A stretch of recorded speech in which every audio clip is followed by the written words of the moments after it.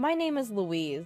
I'm turning 34 this year. After graduating from college, I got a job at what one would call a major corporation. Our company, known to just about anyone, offered a decent salary, even for new hires. However, a high salary came with a price. I had to travel for business or training about half of the month, and working overtime and on holidays was usual. It was a pretty tough job, but I felt fulfilled. By the time I turned 28, I was promoted to be the department head, a quick progression, pretty rare for a woman. 4 years ago, I married my boyfriend of 2 years, Brian. We met through a mutual friend. I wasn't particularly interested in dating, but my friend, concerned for me, introduced him to me. I had no particular desire to marry, thinking that I could live my entire life single.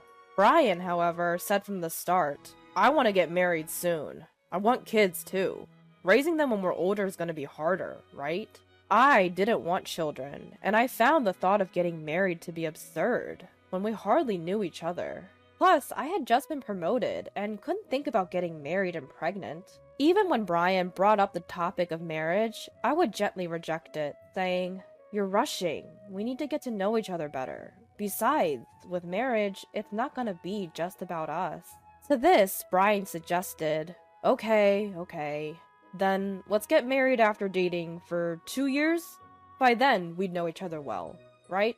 At the time, I thought we wouldn't last 2 years, but in the end, we dated for 2 years, and then got married. During our relationship, he was faithful, wasn't a gambler, and was sincere and kind to me. I saw him as a hardworking and diligent person when it came to his work. However, his great ego was something that had always bothered me a bit. When a senior at work would point out something to him, he would rant at home, saying, "I did it because I thought it was the best, but they act so bossy. I don't have to be told what to do." Listening to him in detail, it was clear he was being called out for his mistakes, but it seemed like he couldn't stand being criticized, whether it was by a superior or not. When we decided to have dinner with both families for greetings, for some reason, he picked a restaurant that charged over $200 per person and asked me to pay half since it was so expensive. I suggested a less expensive place, but Brian insisted.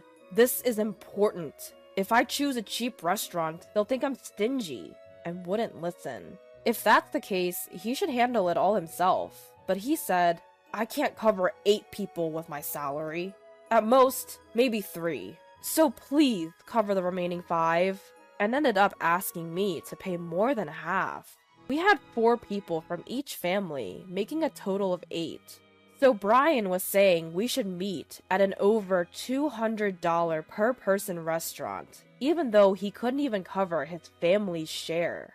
I wasn't quite happy when he brought up this plan, and I was even more puzzled when he told everyone at the dinner, "Don't worry about the bill today, I'll take care of it." But everyone seemed happy, and I thought I should let him take the lead in this situation. So I swallowed my words. Looking back, I think I might have made a mistake. I regret not calling off my marriage to Brian, a man so full of himself. Brian's attitude towards me changed completely after we got married. He began to talk to me in a condescending manner all the time. Before we got married, he knew I was busy with work and said he would help with household chores. However, after we got married, he started saying things like, "What will the neighbors think if they saw a man hanging out laundry? Besides, household chores are a woman's job, right? I'm out working hard, so let me relax at home." He never lifted a finger to help, no matter how busy I was. Does he really think people would be fazed by seeing a man putting out laundry? I was fed up with his domineering attitude, but I didn't mind doing the housework, so I could tolerate it. What ticked me off was the fact that Brian was giving money to his parents. Although Brian's parents were farmers, they seemed to be struggling to make ends meet. Seems like they never made much in the past either. And now that they were nearing their 70s, farming was becoming more difficult. Because of this, they would frequently call Brian to send them some money. At first, I thought it couldn't be helped since they were struggling, but within 6 months of getting married, Brian started giving all his salary to his parents. Brian wouldn't contribute any money for our living expenses. I once told him, "This is so much. It's ridiculous to cover all the living expenses with my salary alone." But Brian replied, "How can you say such a thing when my family is in trouble? They're your family too. Besides, you make more money than I do, so you should be able to live just fine." And wouldn't listen to me. On the phone with his parents, Brian always said, "It's fine, I'm taking care of it with my salary. I won't let her say anything about it." It was as if he was only sending part of his salary.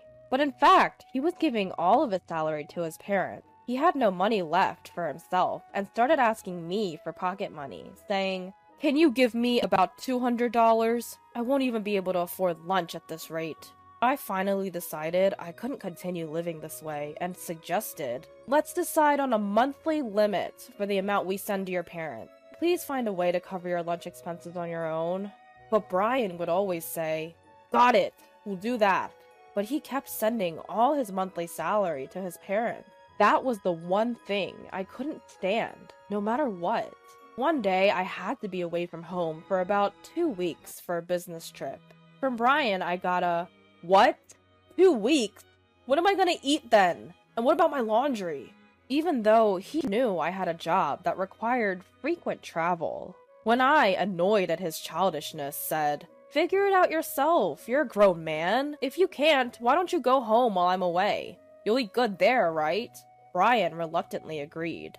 2 weeks later, when I returned home, for some reason, Brian's sister Elizabeth was at home. She lived a little away from us, and we hadn't seen each other since our wedding. As I was wondering if something had happened, Elizabeth, seeing my face, said, "Hi, Louise. It's been a while." "Oh, that's right. The money. It was a lifesaver. Thank you so much."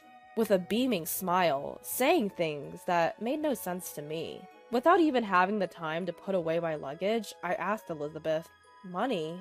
What are you talking about?" Then Elizabeth, without any hesitation, said, "Huh? Brian said that since you have some savings, he'd provide for my startup capital. He told me not to worry because that's at least $1 million. I didn't understand at all. At that moment, Brian entered the room holding my passbook and SIL. As soon as Brian saw my face, he said, "Oh, welcome back. Good timing. I'm going to give your savings to Elizabeth. You know Elizabeth, she's a nail artist, right? She's always wanted her own shop. It seems like she's been saving her own money, but she's about $1 million short. I remember that the savings you've had since you were single is exactly $1 million, so I told her to come get it." He then handed the passbook and SIL to Elizabeth, saying with a smile, "You're lucky. This will make your dream come true. Be grateful, okay?" I couldn't hold back anymore and snapped, "What are you talking about? That's my money. Why are you deciding that on your own? I mean, I could understand if you said you'd lend it. We'd need a promissory note and a promise to pay back a certain amount each month, right? Without doing any of that, what do you mean you're going to give away someone else's savings?" I then took the passbook and SIL back from Elizabeth. Brian looked at me and said, "What? We're family, aren't we? It's ridiculous to write a promissory note for family members. Besides, we're not lending this. We're giving it. You don't even have a hobby because you're always working, right? It's a waste to just hold on to money. Elizabeth has a dream. Isn't it more meaningful to use it to make that dream come true?" And then he glared at me. Upon hearing Brian's words, I understood he was someone I couldn't communicate with. Just when I thought it was a waste of time to continue the conversation, Brian said, "This money is too good for you, so I'm giving it to Elizabeth. You'd only waste it. You can just work and save up again. Understand?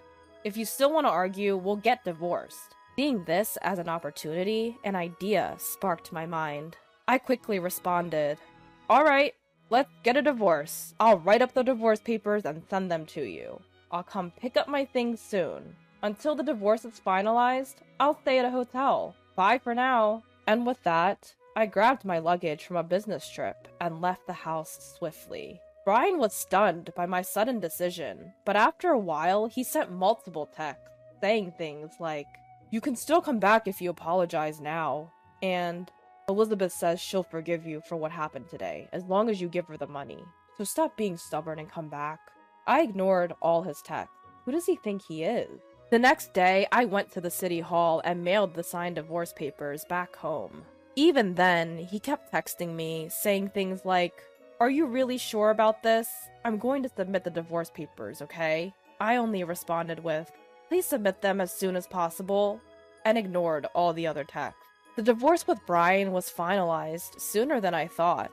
A week after the divorce was finalized, I timed it with when Brian was at work and moved my things to my new house. When Brian texted me about submitting the divorce papers, he had said, "I feel great being able to divorce an ugly woman like you. We are strangers now. Make sure you divide our property properly since we're divorced." So, I didn't take most of the furniture and appliances.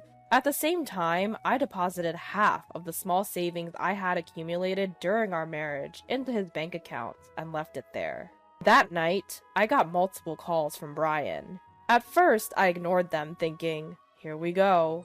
But after a while, I started getting calls from Elizabeth, too. Finally, I picked up the damn phone, and Brian immediately yelled, "Hey! What happened to our property division? This is ridiculous! There's only $800 in this account." Well, I was thinking to myself, it's exactly as I expected. I told Brian, "See, I did split the property. We originally had $1,600 in our joint account, right? I left you with half of it, so $800. And all the furniture and appliances were purchased after our marriage, so I left them all behind. That's a fair property division too, isn't it?" Just to make it clear, I got less than you. But Brian was not convinced. He said, "What are you talking about? You're supposed to have $1 million in your savings, right? So half of that, $500,000, should be mine, right? Plus, you have an inheritance from your grandpa died, right? That inheritance should be half mine too." I was flabbergasted and couldn't help but laugh. I saw this coming. Otherwise, I don't think Brian would have agreed to file for divorce so easily. I managed to hold back my laughter and explained, "Listen, Brian, division of property refers to the division of marital assets. My savings from when I was single and the inheritance I received do not fall under marital assets. I don't know who you heard about property division from, but I consulted a lawyer and split our marital assets properly. The money we saved after getting married was actually all earned by me. You never contributed to our household expenses, remember? Be grateful that I even divided that." Brian said, "You're lying! There's no way that's true! You can't fool me! Hand it over properly, or I'll sue you!" He desperately yelled with a shaky voice, but I calmly told him, "Go ahead. If you can sue me, then do it. I haven't deceived you in any way. Plus, I've done the property division fairly. I'm not afraid of being sued." Upon hearing this, Brian flusteredly said, "Wait! Let's forget about the divorce. I was wrong. Come back to me." He completely backpedaled and asked for reconciliation. I replied, "What are you talking about? The divorce has already been finalized, and I have absolutely no intention of going back. This is not a joke." And then I added, "Since this is the end, let me tell you, if you plan on continuing to live there, you have to pay the rent yourself. The rent is about $1,800 a month. You probably didn't know because you've never paid for it." When I said this, Brian replied in a weak voice, "There's no way I can afford that." If he can't pay, then he just has to leave. That's none of my business anymore. After that, it seems that Brian went back to his parents' house because he couldn't afford the rent. Unable to come up with the moving expenses, Brian sold the furniture and appliances I left behind for moving expenses. His parents thought Brian was making a decent amount of money and happily welcomed him, thinking it would make their lives easier. But in reality, Brian wasn't able to give them as much money as when he was with me, and he seems to be quite uncomfortable staying there. Elizabeth had been told by Brian not to worry about money and had started preparing to start her own business. But since she couldn't get a penny of my savings, it seems that the startup plan came to a halt. Moreover, it seems that she suffered a loss because she had to cancel the preparations she had started. Brian seems to have been given a hard time by Elizabeth as well, but that's not my problem. I'm currently focusing on my work while living alone. I've had enough of marriage. I still get messages from Brian saying he wants to get back together, but I completely ignore them. It was kind of funny to hear him report his situation to me every now and then, so I let it be. But I'm planning to block him soon.